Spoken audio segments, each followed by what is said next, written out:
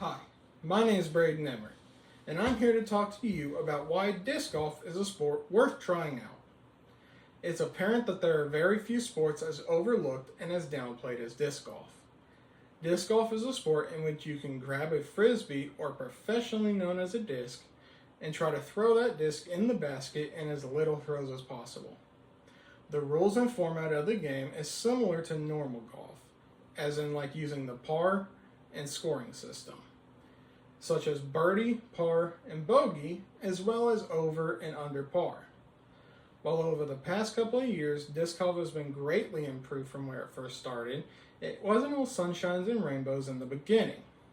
See, the first disc ever created was by a man named Joel Silver. The disc was created when he was thinking about another sport, similar to rugby, called ultimate disc golf. Ed Hedrick was the man who officially created the sport of disc golf.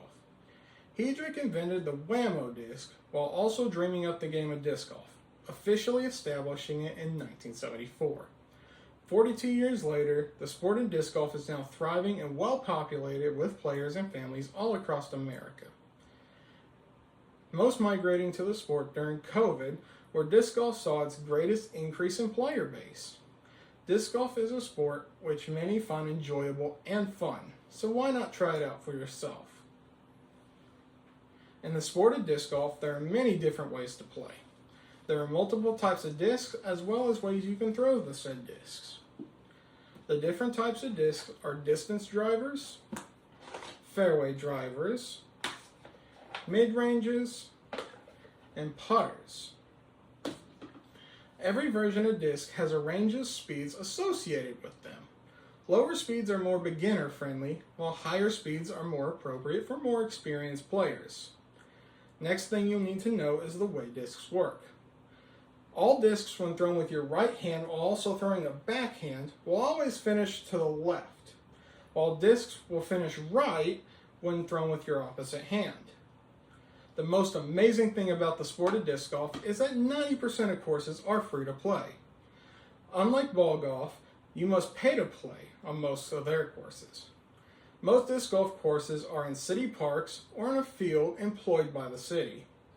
All but New York currently has a large sum of courses you could play, with about 500 million people living within just 10 miles of a course.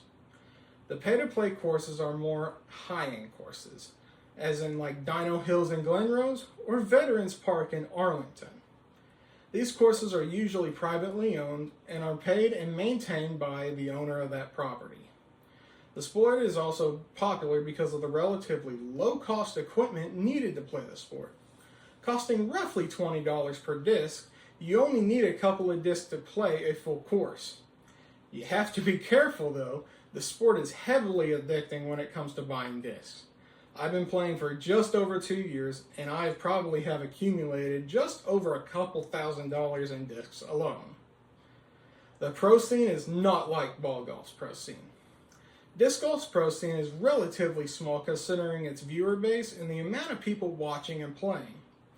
Disc golf started to gain traction in 2020 when COVID was a huge deal.